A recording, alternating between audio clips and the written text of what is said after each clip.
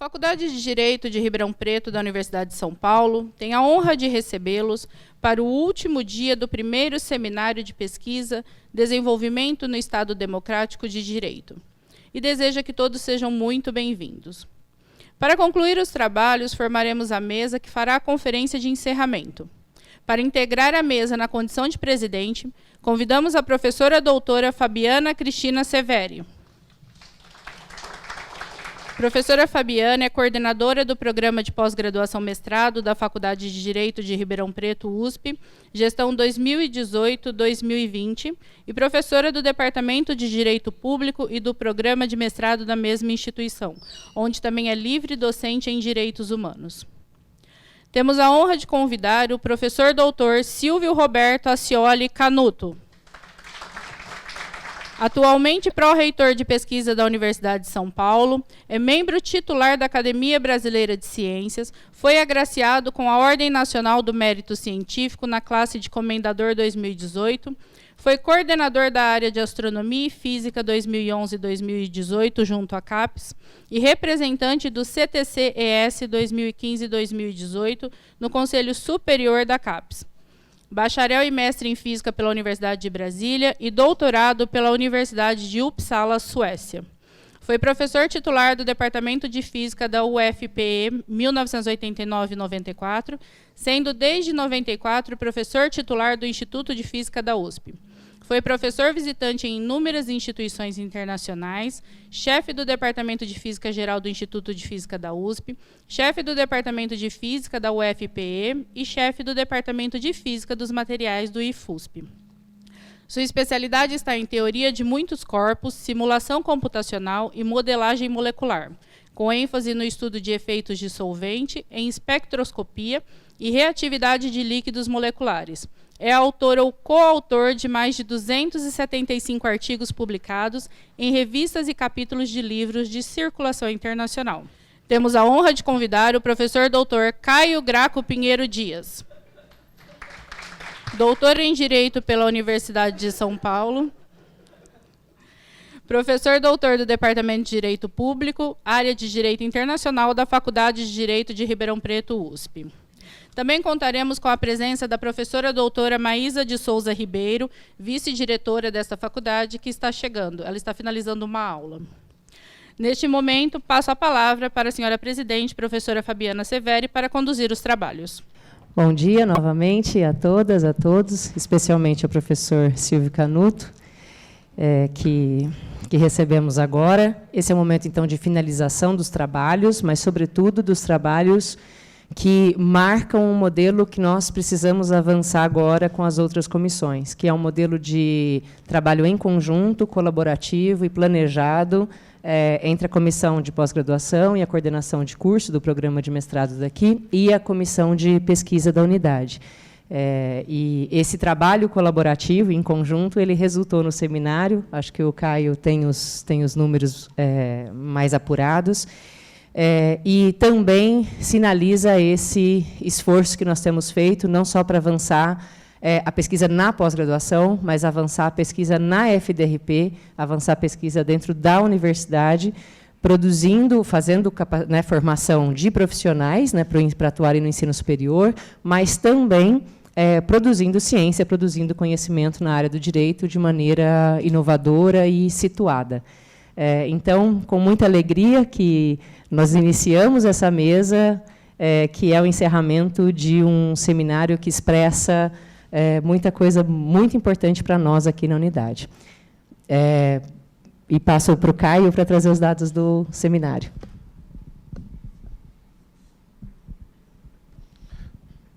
Recebemos os dados? Os dados estão sendo totalizados ainda, os números finais.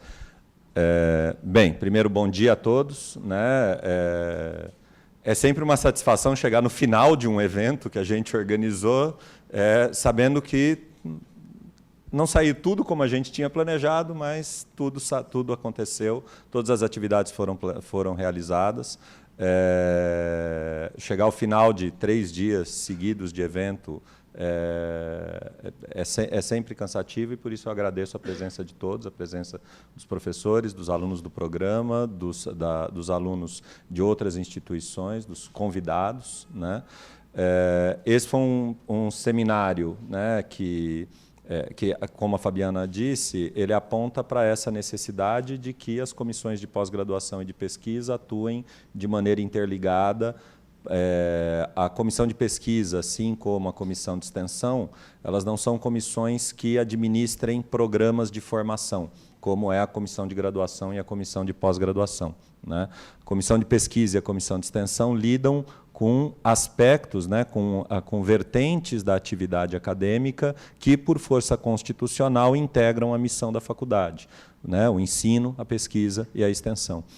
Então, a tarefa da comissão de pesquisa, assim como a tarefa da comissão de extensão, é atuar conjuntamente com a comissão de pós-graduação e de graduação para garantir que pesquisa e extensão, óbvio que na pós-graduação falar de integração de pesquisa é chover no molhado, né? Mas na graduação, principalmente, a gente precisa ressaltar a importância da pesquisa e da extensão, e, mais para frente, a extensão também na pós-graduação, né? Então, esse evento serve, né, como início dessa atividade mais próxima entre as duas comissões, né? E a gente espera que, com isso, também nós criemos, para os próximos anos, um evento consistente, reiterado, que possa ser um polo de atração de pessoas interessadas em discutir os temas que compõem a nossa área de concentração, né? Recebemos os dados? Recebemos os dados? Então, os dados quantitativos que a gente teve, nós tivemos nesses... A gente fala 3 dias, né? Mas no primeiro dia nós tivemos uma oficina de projetos e a abertura do projeto do seminário à tarde. Ontem nós tivemos os 5 grupos de trabalho, né? Os 4 grupos relacionados aos projetos de pesquisa do mestrado e um 5º grupo relacionado à formação docente. O primeiro GT, de Acesso à Justiça e Desigualdades, teve 4 salas, né? O GT2, de Meio Ambiente e Desenvolvimento, teve 2 salas, né, de manhã e de tarde. Os GTs 3 e 4, de Interdisciplinariedade e Método, e, me falha a memória agora, de Ética e Desenvolvimento, tiveram também mesas à tarde, e o GT de Formação Docente também uma mesa à tarde. No total, foram 145 apresentações de trabalho no dia de ontem, né? Então, intenso de debates, de apresentação de trabalhos e debates acadêmicos. Tivemos 155 ouvintes inscritos no seminário e mais 140 inscrições para os 5 minicursos que foram ministrados entre quarta e quinta-feira. Então, muitos trabalhos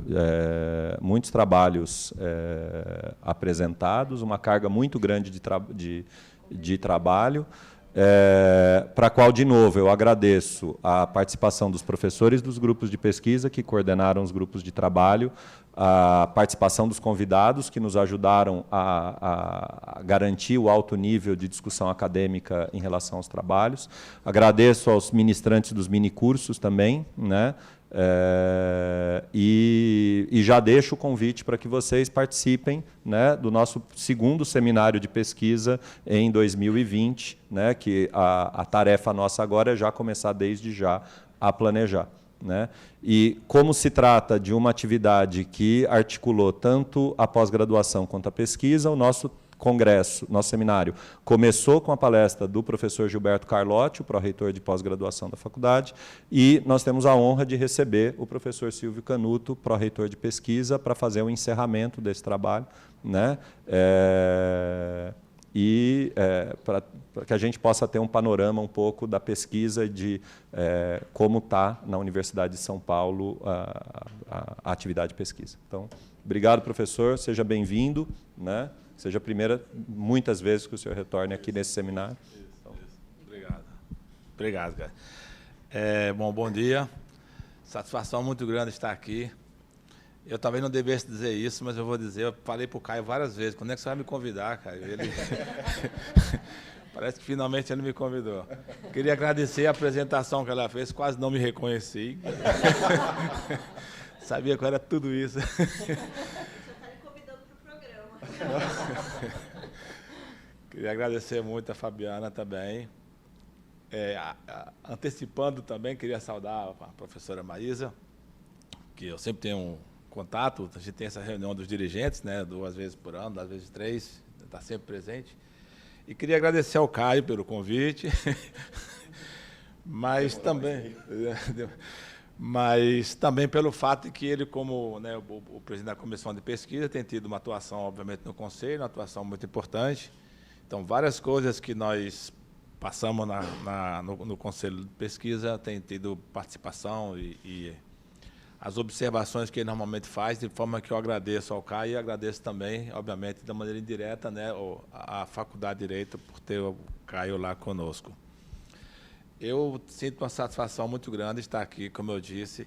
O tema é um tema que eu gostaria de estar sentado lá, para Estado Democrático de Direito, é uma coisa que eu gostaria muito de ouvir um pouco mais sobre isso, mas, infelizmente, eu não pude participar, obviamente, estou aqui do lado de cá e vou falar de outras coisas.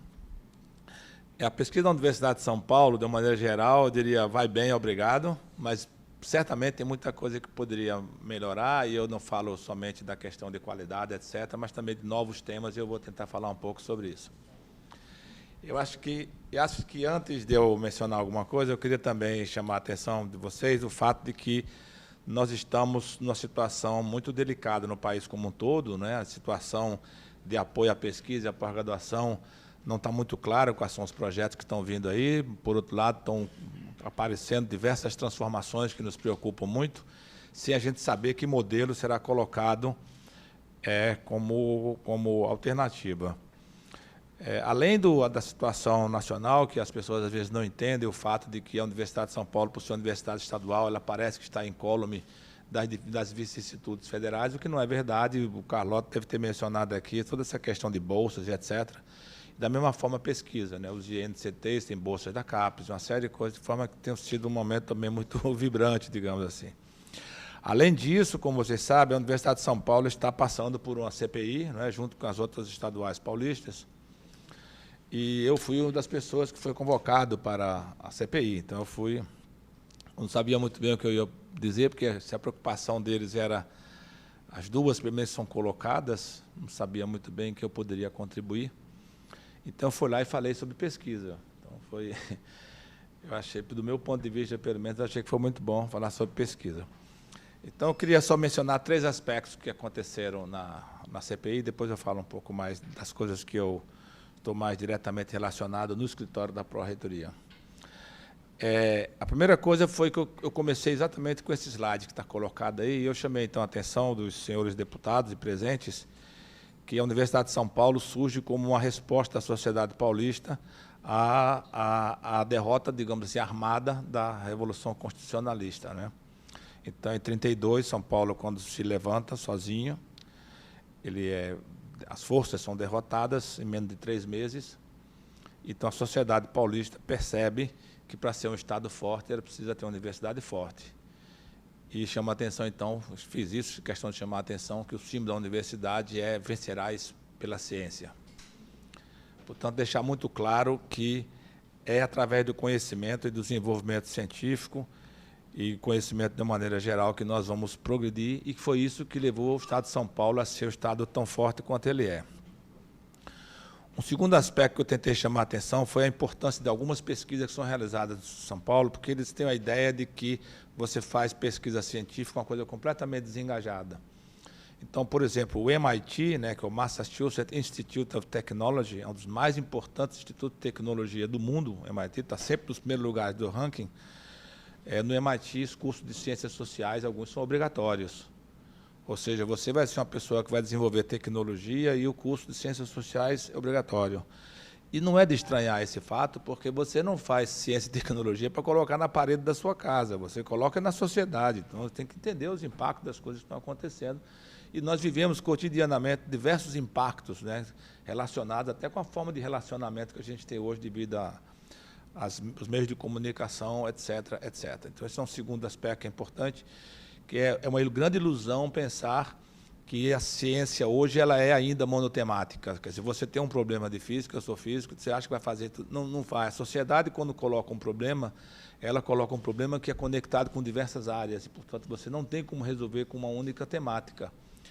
Então, se você coloca, por exemplo, a questão, vamos falar um que está bem mencionado, questão de mudanças climáticas envolvem biologia, física, química, medicina, saúde, etc. Então, é uma ilusão pensar isso, porque foi dito em alguns momentos. Por que vocês não se concentram, então, naquelas áreas que são muito bem desenvolvidas na universidade e as outras? Aí, primeiro, vai ter que escolher, né, quais são as áreas. Né? Segundo, é uma visão equivocada. E um terceiro aspecto que eu chamei a atenção foi como que a ciência se relaciona e as pessoas não percebem. Né? Por exemplo, existe um projeto na Escola Politécnica, por exemplo, é uma Embrapa, uma série de coisas, que eles estudam produção de cimento. É uma coisa de produção de cimento. O que pode ser de interessante em produção de cimento? Eu, se tivesse que estudar uma profissão, eu diria, nossa, que coisa pouco... Né? Agora, você vai olhar no detalhe, é assim, a produção, quando você vai à produção de cimento, 8% que você gera é CO2. Então, você fazer o abatimento de CO2 é uma coisa muito importante. E aí eu tive que explicar para ele o que é o efeito estufa, porque as pessoas acham que o CO2 é ruim. CO2 não é ruim, CO2 é muito bom. O problema é o excesso de CO2, porque é o CO2 que mantém a temperatura da Terra, senão a gente estava que nem Marte. Chegava à noite, a temperatura era sub-zero. Né? Então, é importante. Então, esse tipo de conhecimento que eu tentei passar. E uma outra coisa é aquela visão equivocada de que a pesquisa ela é feita e ela não tem impacto. Por exemplo, por que você vai estudar um corpo celeste? Por que você vai olhar para saber se o universo está expandindo ou não está expandindo? Então, a gente sabe que o grande projeto americano de colocar o homem na Lua, aquilo foi uma meta simbólica. Obviamente, tinha um desafio em relação à União Soviética, toda a questão de propaganda daquela época, mas também o fato que você tinha que desenvolver a tecnologia necessária para você fazer isso, e isso não é trivial. E eu chamei a atenção, um ponto específico que eu chamei a atenção, foi assim, quando você vê uma nave, ela volta e ela entra na atmosfera, ela vem, quando ela entra, está com uma velocidade de aproximadamente 20 mil km por hora. Quando ela encontra com a atmosfera, então a superfície pode chegar a uma temperatura de 5, 6 mil graus. 6 mil graus é a temperatura da superfície do Sol. Então, isso significa que um negócio desse, quando vai entrar, ele tem que ter um material que é resistente ao calor, mas não é um calorzinho, não, é um calorzão. Você está falando de temperatura de 1000 graus. E, portanto, tem todo o desenvolvimento do material que foi feito, foi colocado. Né? Além disso, um conhecimento teórico extraordinário, porque a escotilha não aguenta essa temperatura. Então, a maneira como ele entra, não pode entrar de lado, não, senão a escotilha vai embora, os caras morrem. Então, ela tem que entrar na posição correta, que é a posição onde você colocou o anteparo térmico. Então, são série de coisas que estão conectadas. Assim. Você colocar o homem na Lua não é... Claro que foi uma propaganda enorme, a gente sabia da questão do Sputnik, da União Soviética, essas coisas, mas o grande feito foi o desenvolvimento científico e tecnológico produzido. E isso leva algumas pessoas, eu já vi o professor Zago, da FAPESP, dizer isso, já ouvi a SBPC dizer isso, a Academia Brasileira de Ciências dizer isso, dizer que nós precisamos de um projeto de homem na Lua, entre aspas. Né? Ou seja, o que o país quer, de fato, com ciência e tecnologia? Nós somos muito cobrados, especialmente o seu pró-reitor de pesquisa, quando vai nos lugares, você fala que a ciência brasileira é essa maravilha, por que nunca deu um prêmio Nobel? Aí eu coloco a contrapartida que é assim, o país que mais investe em ciência e tecnologia hoje no mundo é a Coreia do Sul, em termos de percentual do PIB. É quem mais, segundo é Israel. Então, o percentual do PIB, não o volume, porque o mercado, a economia, enfim, é outra. Né? Mas, enfim, o que mais coloca é a Coreia do Sul. E há 30 anos ela faz isso continuamente, tem um desenvolvimento tecnológico marcante. Quantos prêmios Nobel a Coreia teve nos últimos 30 anos? Nenhum. Nenhum. Ela tem um prêmio Nobel de ciência, que de fato é de ciência, mas é de um cara que nasceu, é filho do dinamarquês, nasceu na Coreia, mas não se educou na Coreia. E tem um prêmio Nobel da Paz, que foi a discussão da Coreia do Norte e Coreia do Sul. Vocês fazem o julgamento, isso foi uma coisa merecedora do prêmio Nobel da Paz, mas o fato é que tem lá um prêmio Nobel da Paz. É isso que tem nos últimos 30 anos. No entanto, o PIB da Coreia do Sul tem crescido extraordinariamente. Então, efetivamente, qual é o modelo de ciência e tecnologia que nós queremos para o país? O modelo é a gente criar um prêmio Nobel e a gente sair todo mundo, né, sai feliz da vida, ufanisticamente celebrando, ou é realmente ter um desenvolvimento do país? Então, essa é uma questão muito colocada e que também eles não percebem. Dito isso, essas coisas a gente começa a falar, a gente não para. Eu vou tentar manter o script aqui. E, assim, uma das coisas que eu acho que é importante estar aqui hoje é que eu vou confessar de público que a gente, quando está lá no gabinete da Pró-Reitoria, a gente tem dificuldade de entender certas coisas. Então, a gente tem que visitar as unidades, tem que visitar para entender. Não adianta, eu posso chegar lá, se eu querer ser o cara mais generoso com a Faculdade de Direito de Ribeirão Preto, e vou fazer coisas que eu não entendo se serão as coisas que são as aspirações da Faculdade de Direito. A gente tem que vir, conhecer, conversar com as pessoas. E é isso que a gestão, inclusive, não só eu, todos os pró-reitores, têm tido essa preocupação de conhecer e tal. Dito isso, eu quero chamar a atenção que eu vou fazer uma apresentação aqui. Eu não sei se ela é, digamos, uma apresentação mais adequada para a audiência que está aqui hoje. Mas, obviamente, a partir daí, podemos conversar, eu posso tentar não ser tão prolixo e de tal maneira que sobra um tempo para vocês fazerem perguntas, críticas, sugestões, comentários, etc. Sugestões em particular, eu quero dizer, muito honestamente, são muito bem-vindas. Seja aqui agora, seja em qualquer outro momento, através do Caio, que está sempre lá, quer dizer, uma vez cada 2 meses, mas, enfim, tem um canal direto lá com a gente. Então, dito isso, eu vou, então, fazer uma pré-apresentação. Então, esse foi o slide que eu comecei lá, a apresentação, e eu vou... Porque o que eu vou colocar aqui eu tenho... Essa apresentação pode ser colocada em 2 partes, portanto, eu posso parar na primeira parte, posso seguir adiante, etc. Então, a primeira parte, eu vou colocar algumas ações da Pró-Reitoria numa forma de divulgação que eu acho que pode ser importante vocês saberem que essas coisas estão acontecendo. E uma segunda parte é aquela clássica que os pró-reitores gostam de fazer, que é mostrar número, produção, aquelas coisas todas que vocês sabem, gráficos bonitos. Tá? Não digo os meus não são tão bonitos, mas, enfim, também são gráficos cuidadosos. Então, o que eu queria chamar a atenção primeiro é esse que está colocado aí, que eu não consigo ler daqui, mas eu sei que está contido, que é essa portaria que nós abrimos. Quando nós entramos aqui, quando nós entramos na gestão, a gente tem uma preocupação muito grande, que era o fato de que, se você olha a idade dos professores da Universidade de São Paulo, ela é relativamente alta. Ela é alta, a idade média. E que você está fazendo novas contratações e as pessoas entram na universidade e não sabem muito bem o que é a universidade, não sabem o que se espera delas, etc. Então, tem 2 coisas que estão acontecendo. Uma, que nós estamos convocando todos os jovens docentes, ou seja, contratados desde 1º de janeiro de 2018, para uma reunião na reitoria, na sala do Conselho Universitário. Esse convite ainda nem saiu, mas deve ser no dia 5 de dezembro, e a ideia é justamente a gente escutar os jovens docentes, a gente falar para eles o que a universidade espera. Então, a gente fala das coisas, as oportunidades, como é que você faz para orientar a iniciação científica, como é que você faz para você conseguir um pós-doc, etc. Então, digamos, apresentar a universidade para ele. E, reciprocamente, dizer para ele o que a universidade espera de você. A gente escuta muito, frequentemente, talvez não seja o caso de vocês, não sei, a gente escuta muito assim, a gente recebe lá, dá certo, e tem que publicar 2 trabalhos. Então as pessoas ficam com a ideia de que a universidade quer deles, que eles fiquem publicando trabalho. E aí precisa deixar claro para vocês que não é exatamente isso, né? Então, essa interação é boa. E essa reunião vai estar também a certo. Então, isso vai acontecer. Mas aí, motivado por essa questão, nós abrimos o ano passado esse edital, que, na verdade, é um edital para você dar recursos para os jovens docentes. Então, os jovens docentes que são contratados na Universidade de São Paulo recebem um valor pequeno, mas é o que a gente pode dar, que é um valor de R$15 mil.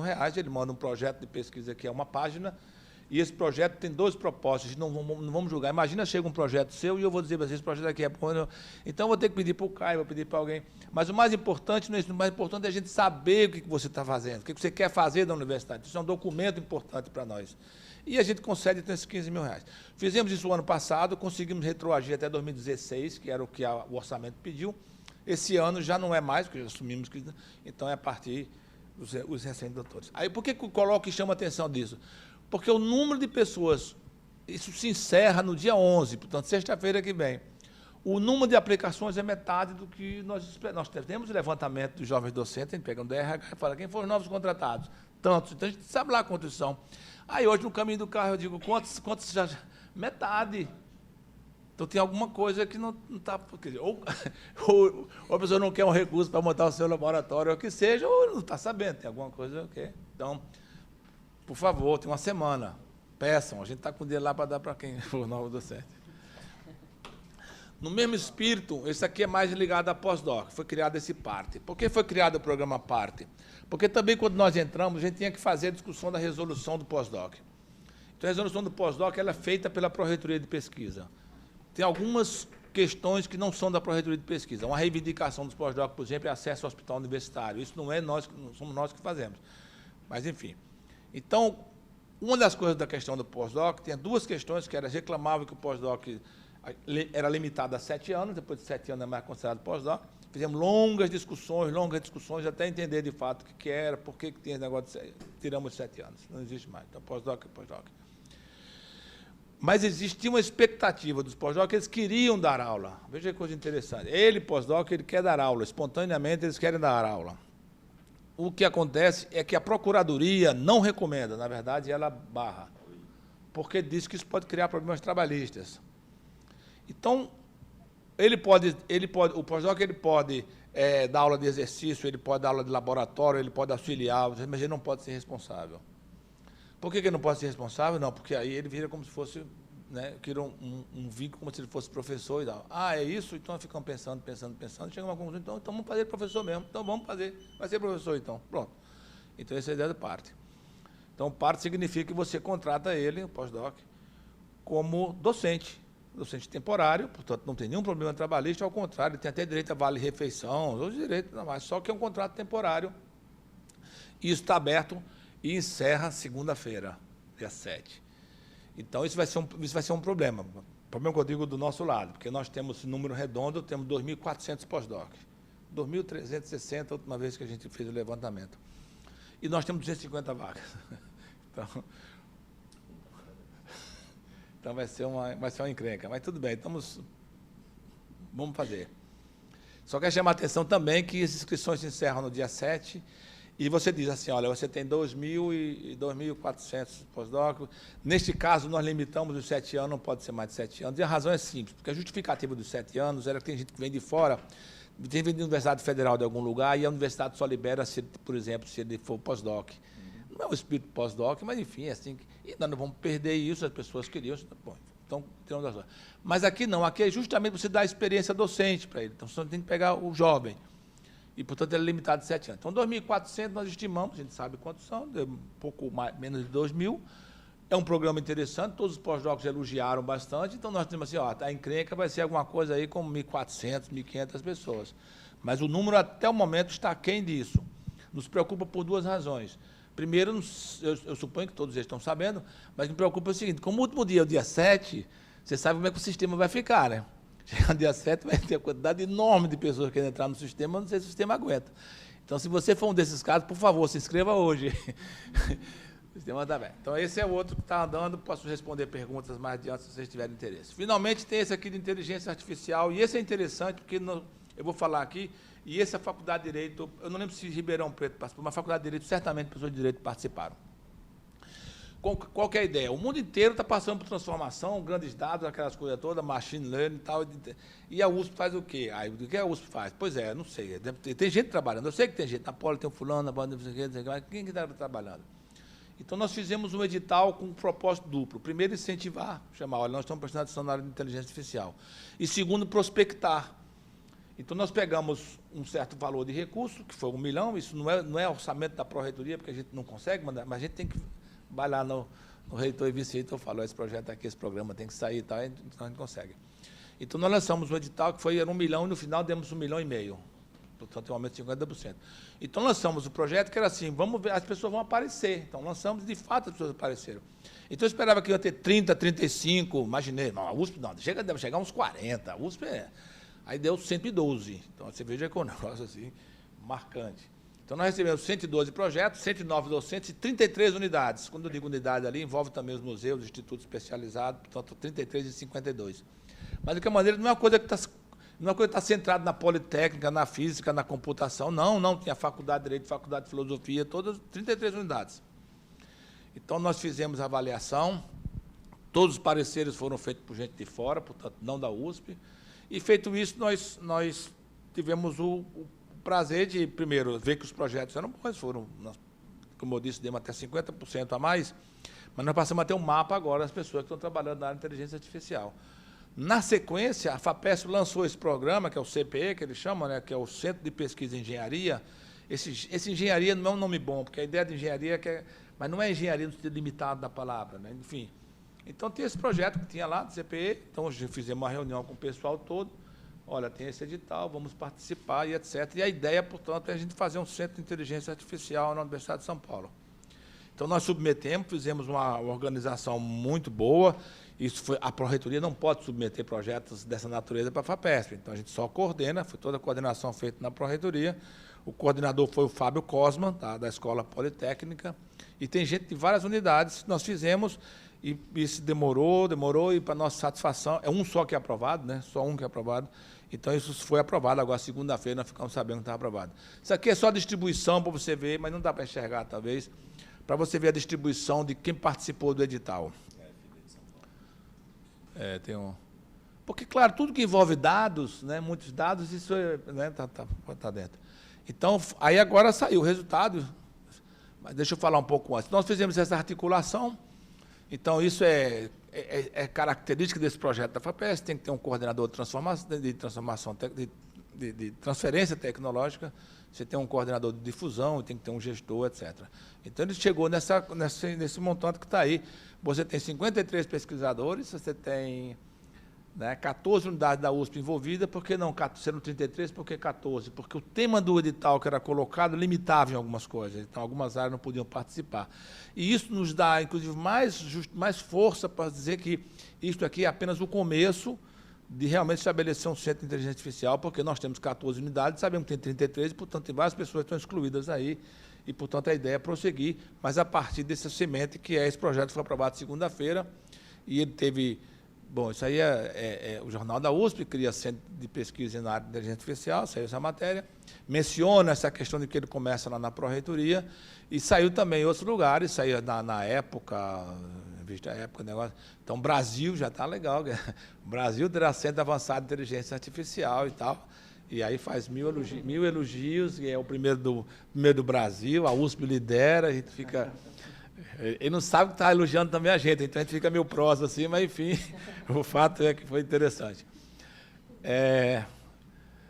Outra coisa, assim, rapidamente, eu quero chamar a atenção, nessa ideia também de você horizontalizar, digamos assim, as oportunidades, nós criamos essa central multiusuário. Na verdade, a central multiusuário ela já existia, ela começou com o CRIGA anteriormente, só que o CRIGA não conseguiu levar adiante por várias razões, porque a plataforma é um negócio delicado de fazer, e nós tomamos isso como sendo uma coisa, tem que acabar isso, e nós fizemos. Então, está lançado multiusuário. O que significa isso? Significa que você está na multiusuário, você entrou aqui, você quer usar um microscópio confocal, você sabe em toda a Universidade de São Paulo quem tem microscópio confocal. Isso quando tiver encerrado, porque as pessoas ainda estão se inscrevendo, o processo é um pouco lento, etc. Mas o que eu estou chamando a atenção aqui não é simplesmente o fato que nós temos a central multiusuário. Então, você quer usar um equipamento, você sabe quem tem e ela faz gestão também. Se você precisar de um recibo para a FAPESP, o que é que seja, faz. Isso nos dá informação sobre a utilização de um certo equipamento, nos dá informação sobre onde é que estão as carências dos técnicos de laboratório. Então, isso é uma coisa também importante como efeito, né, colateral, digamos assim. Mas o que nós estamos querendo fazer agora é que, se nós conseguimos com a Universidade de São Paulo, você imagina, você está aqui, portanto, em Ribeirão Preto, você pode querer utilizar um equipamento que ele só tem em São Paulo. Vai lá, bom, mas eu vou para São Paulo, mas pode ser que a Unesp tenha num lugar aqui mais próximo. Então, a ideia é a gente então, incorporar isso aí e começar a entrar com outras universidades. É isso que eu estou colocando ali embaixo, plano de ampliação e parcerias. Então, nós estamos discutindo com a Unesp, ela aderir à nossa plataforma, porque não tem ainda, a Unicamp tem. Nós lançamos em dezembro, a Unicamp lançou em março. Então, a gente tem que fazer um outro tipo de discussão para trazer a Unicamp para a nossa. Tem que justificar ele que a nossa é melhor, que vocês sabem que é mesmo, né? Mas a Unesp não fez. Então, eu cheguei para o Pró-Reitor e falei, mas, Greff, veja só, por que você vai fazer? Vamos entrar na nossa. Vamos entrar na nossa.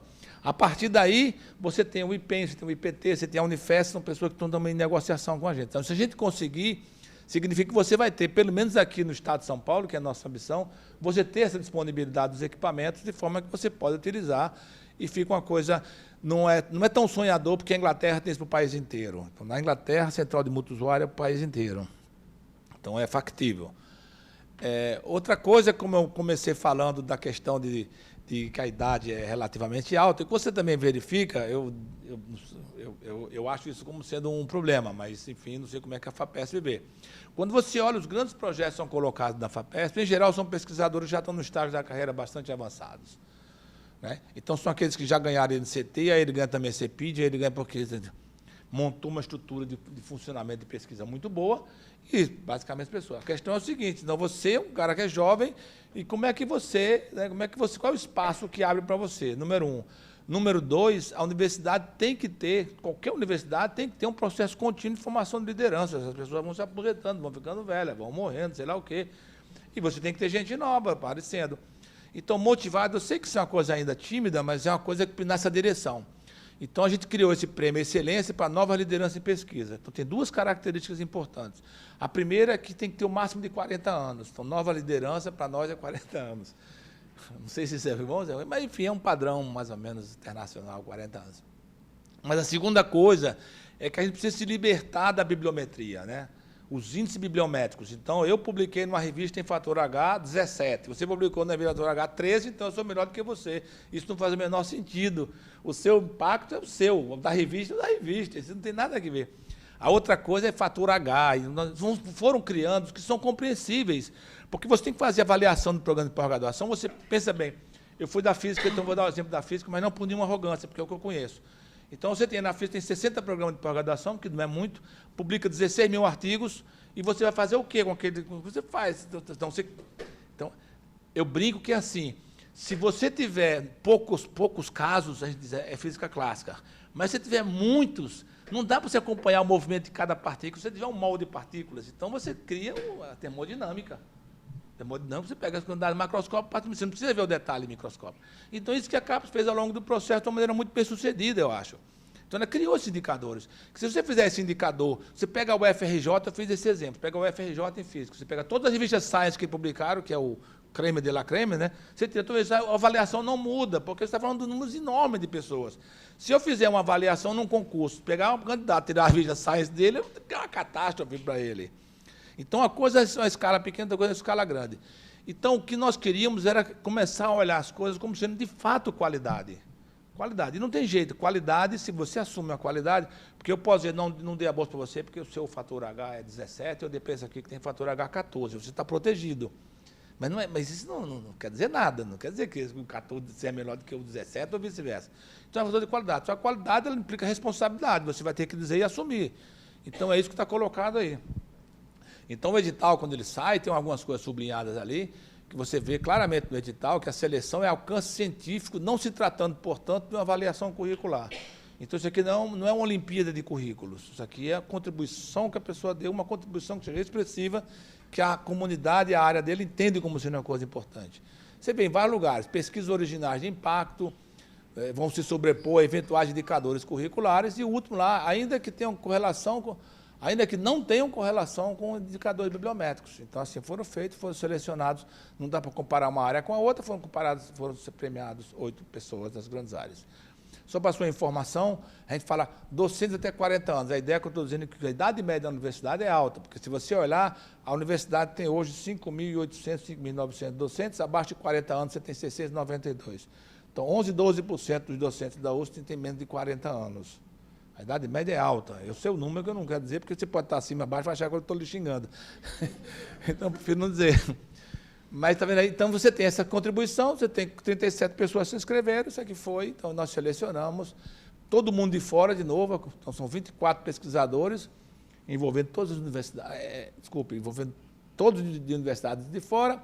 Então, você tem gente da Embrapa, Fiocruz, o LNCC, né, Computação Científica, PUC Rio, blá, blá, blá, Unicamp, Unifesp, etc. O resultado foi divulgado dia 16 e a premiação é dia 8. Então, vocês estão todos convidados para o dia 8, conhecer os seus colegas que têm destaque, são 8 em cada área.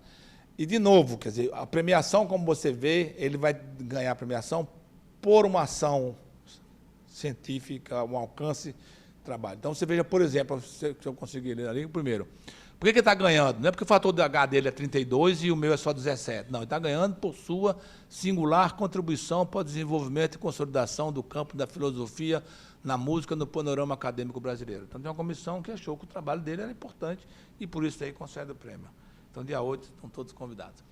Tem um guia de boas práticas, eu estou demorando muito, Caio, talvez eu vou parar por aqui. Mas, enfim, você tem um guia de boas práticas científicas, que é muito importante o guia.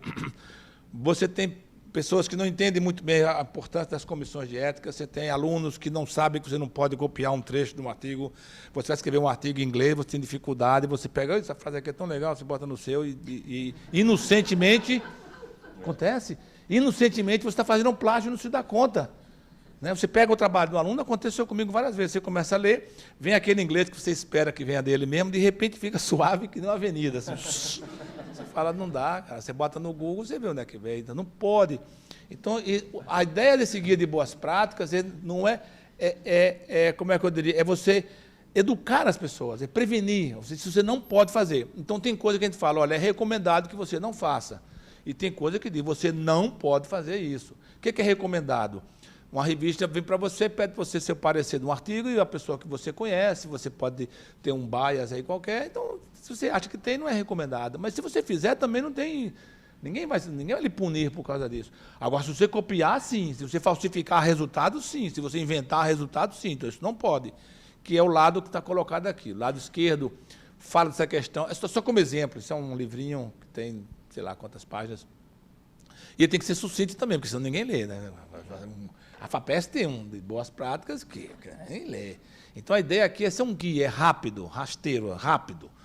Então, e ali à direita tem os 3 F, né? Falsificação, plágio, FFP. Né? Então, esse está feito também, que é importante.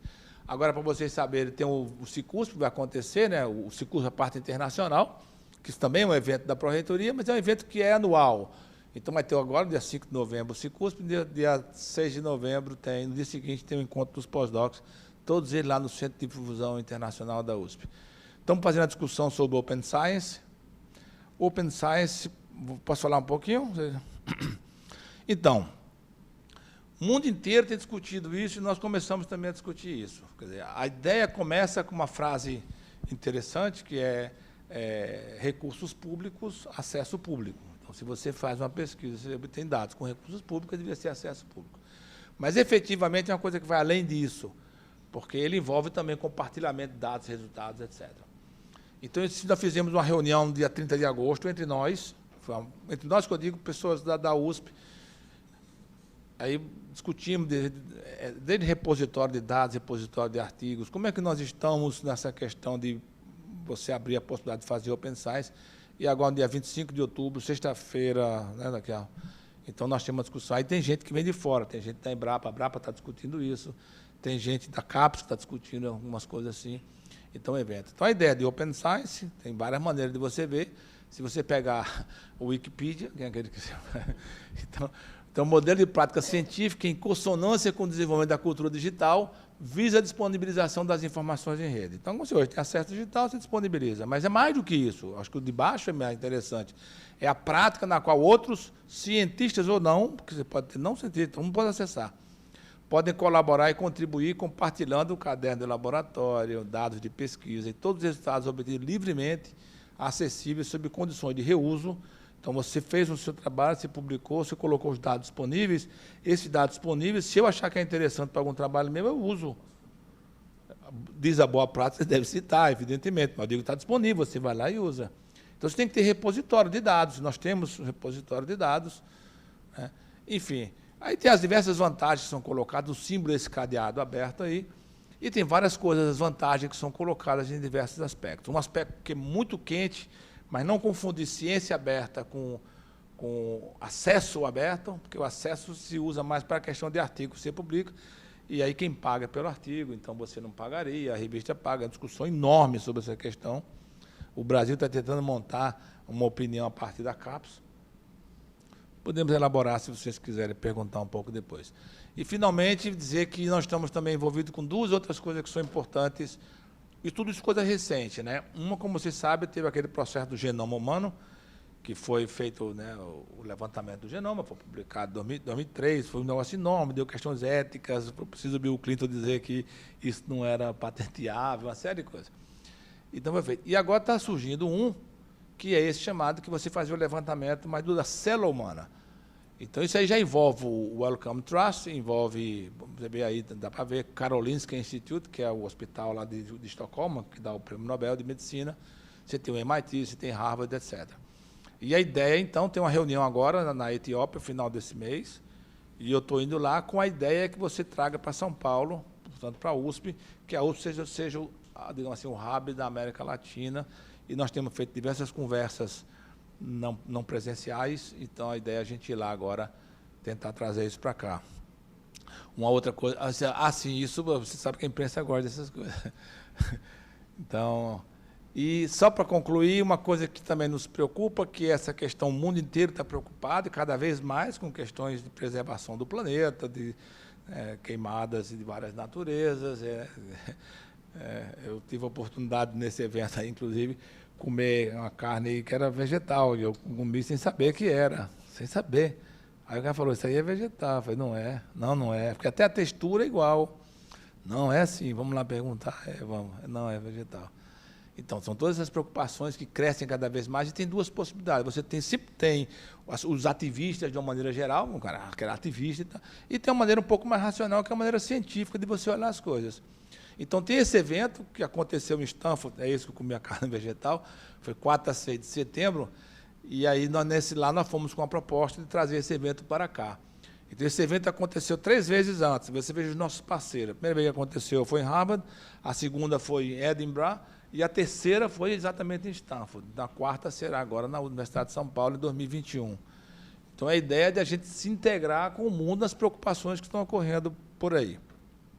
Acho que esse é meu último slide. Esse que eu coloquei ali, aquele que eu falei a você que o pró-reitor gosta de mostrar, mas eu vou poupá-los, a não ser que vocês perguntem.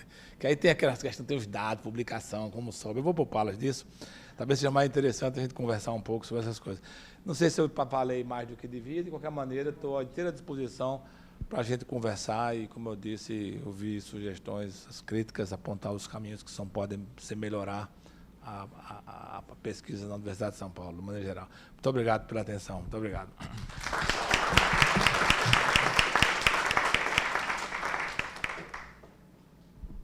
Então, passo a palavra, né, para nossa vice-diretora, a professora Maísa Ribeiro, né, agradecendo a presença dela. Né.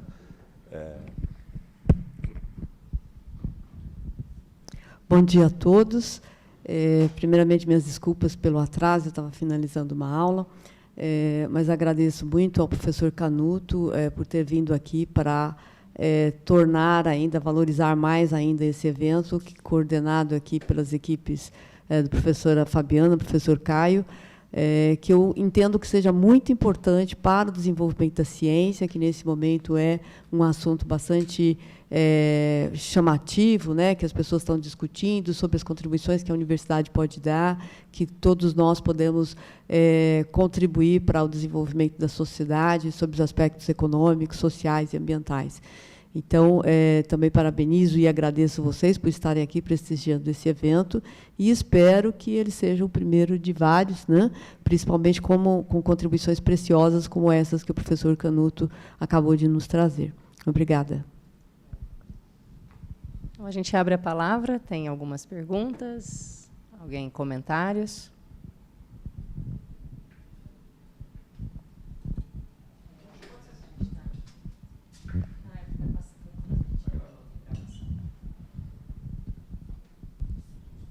Bom dia, meu nome é Pedro, sou aluno do mestrado. Eu notei que o senhor falou sobre centros a USP está criando um centro de estudos em inteligência artificial. Isso já está em funcionamento? Não. Não. O que nós fizemos, como eu disse, foi aquele edital, e nós concedemos recursos, são recursos pequenos, tem 2 modalidades, um que é um pouco de recurso, outro que é um pouco mais, tem mais recursos, 2 modalidades. Então, fizemos a avaliação, e isso aí nós concedemos os recursos, as pessoas estão trabalhando, daqui a pouco vão ter que mandar os relatórios, essas coisas. Nós usamos essa articulação para fazer um pedido na FAPESP. Foi uma felicidade, porque o edital abriu logo na sequência. A gente tinha a ideia de que ia sair mesmo, então, mas enfim. Então, isso foi aprovado agora, segunda-feira. Nós nem assinamos o termo de outorga ainda.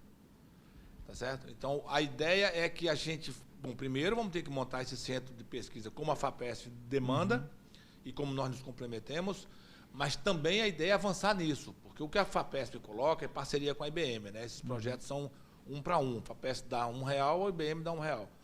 Então, o que nós queremos é expandir isso, porque o edital ele é limitado, ele tem algumas poucas áreas que eles colocam lá, agrárias, etc. Por exemplo, o pessoal de direito, acho que não entrou. Estou tirando de memória aqui, mas acho que não entrou, porque não era contemplado lá. E nós queremos incluir isso, nós queremos utilizar isso como, primeiro, atender a FAPESP, e segundo, que se assemente uma coisa mais ampla. O que tem disponível, então, é só o mapeamento de quem está fazendo essas pesquisas na USP, é isso? Eu vi alguma coisa sobre mapeamento também, não sei se está relacionado. Então, as pessoas estão trabalhando, independente, né? Algumas ganharam recursos da PRP, mas, enfim, estão trabalhando. O que nós temos no momento, isso nós temos um mapeamento também, tem várias coisas, inclusive um mapeamento. Aonde está disponível o mapeamento? Depende como que você gostaria. O mapeamento esse da Pró-Reitoria? Eu estou perguntando isso porque eu estou começando a pesquisar nessa área. Estou fazendo coleta de dados com uso de ferramentas tecnológicas e depois tratamento de dados, né?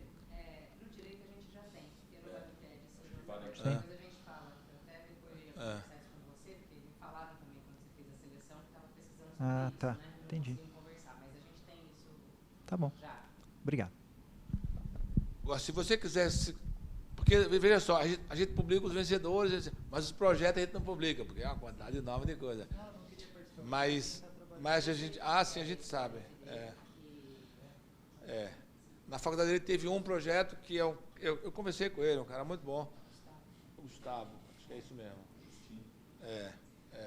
Mas ele, por exemplo, não participou da FAPESP porque não contemplava. A área de saúde, aqui em Ribeirão Preto, inclusive, eles têm muita coisa, tanto aqui como na medicina. Muita gente trabalhando, a questão de imagem, várias coisas. Por sinal, tem um artigo hoje, acho que no Estadão. Hoje, acho que é hoje, estava vendo no carro. Mas na área de saúde. Eu sou professora aqui na faculdade, né? E agradeço aqui a ouvir, né? A fala é muito agradável, né? E a gente, do mesmo modo que, se para o pró-reitor é distante as unidades, também para o professor ainda também é distante os pró-reitores, né? Parecem assim, deuses no Olimpo, assim. Então é bom quando eles aparecem e trazem essa proximidade, né? Então, muito obrigada. Mas eu queria que o senhor disse algo que falou assim, depois a gente pode conversar, e eu queria mesmo saber. E então é sobre a questão das revistas, né? Desse acesso às revistas, aos artigos, e também aproveitando para mim na questão das boas práticas. A USP parece que tinha um convênio até no começo do ano com a plataforma que a gente conseguia verificar a questão de plágio, e parece que agora não tem mais, acho que é Turner. Voltou? Então eu não... Porque eu fiquei, no começo do ano eu fui e não tinha, e aí eu não sabia quando que... Então obrigada já. A questão da revista, isso é uma discussão mundial, né? Tem, por exemplo, a Universidade da Califórnia rompeu com a Elsevier, por exemplo. O pessoal da Noruega teve uma discussão também muito forte com a Elsevier, estava para romper, não sei se... A preocupação, então, é mundial. Nós não temos uma posição no Brasil ainda. Mas a questão é que me parece que temos um probleminha, né? Porque, minha maneira pessoal, agora de ver, no passado, você submetia um artigo para a revista aceita, aí ele imprimia no papel e mandava para todas as bibliotecas e assinantes do mundo, né? Pessoas, instituições, bibliotecas, etc. Então, era um custo realmente enorme. Você tem que imprimir, tem que distribuir, e quantas cópias você faz, enfim. Hoje você não faz mais isso. São raras as revistas que imprimem alguma coisa, e quando imprimem é um número muito limitado. Então, significa que se você paga hoje para você ler um artigo, ou se você paga para ter o acesso, e você agora, as revistas estão querendo cobrar que você também pague para publicar lá, então fica um negócio curioso, né? Porque você paga na entrada, paga na saída. A brincadeira que as pessoas fazem é assim, você vai num restaurante, você leva o vinho, você leva o prato, você leva o fogão, né? Você faz a comida lá e no final você tem que pagar para o restaurante, né? Quer dizer, mais ou menos isso que as revistas estão fazendo. Então, tem que entender muito claro qual é, de fato, o papel das revistas. Então, qual é o papel das revistas? Então, as pessoas não estão querendo pagar. A CAPES tem esse contrato enorme, né, do portal de periódicos, que você paga as revistas para você ter acesso. Ora, se ela paga para a gente ler, por que ela vai pagar para publicar? Então, essa é a questão central do ponto de vista de acesso, né, que é Open Access. O acesso, né? Então, isso está em discussão. Nós estamos colocando isso na discussão também, mas certamente a USP sozinha não vai ter o peso que a questão mundial coloca, isso é a questão mundial. Então, nós temos que ter parceiros. Nesse encontro está colocado aí, nós chamamos várias pessoas que não puderam vir, mas que nós vamos fazer uma outra tentativa mais adiante da gente se inserir no contexto mundial. Então, essa é a questão do Open Access. Agora, o Open Science é outra coisa, você ter tudo aberto, inclusive os seus cadernos de laboratório, né? E isso tem uma importância muito grande também, porque você sabe que tem vários trabalhos sobre esse tema, eu vou citar um exemplo específico.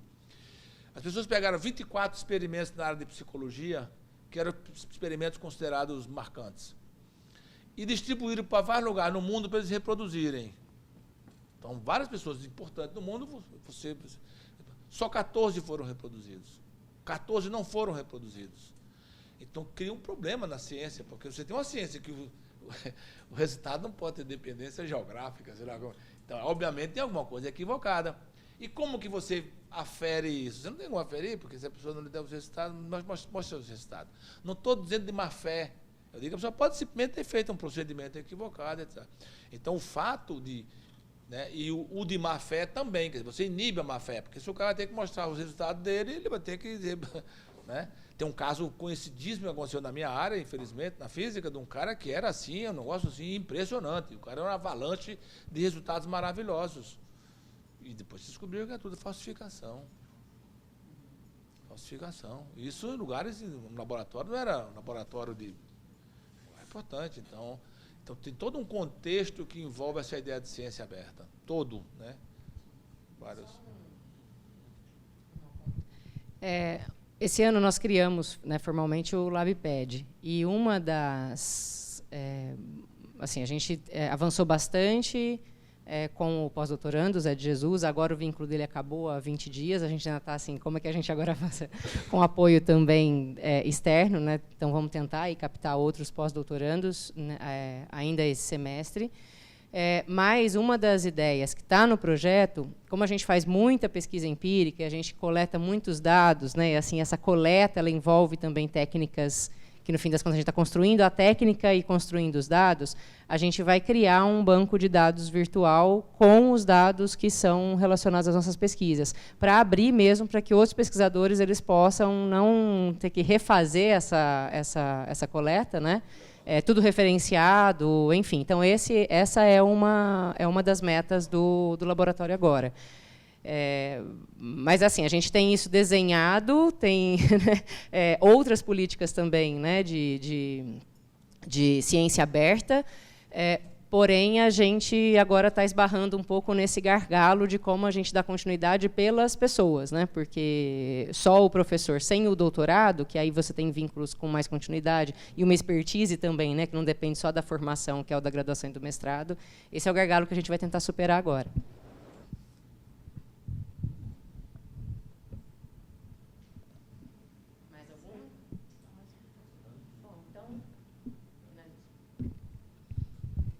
Bem, agradecendo de novo, professor, né, a palestra, as informações que o senhor traz, a presença de todos, né? Então, eu queria encerrar a mesa e o seminário, né, já convidando-os para, em 2020, estarem de novo presentes, né, conosco para dar continuidade a essas discussões, né? Muito obrigado, boa tarde, né? Bom almoço a todo mundo, né? Está todo mundo pensando nisso. Obrigado.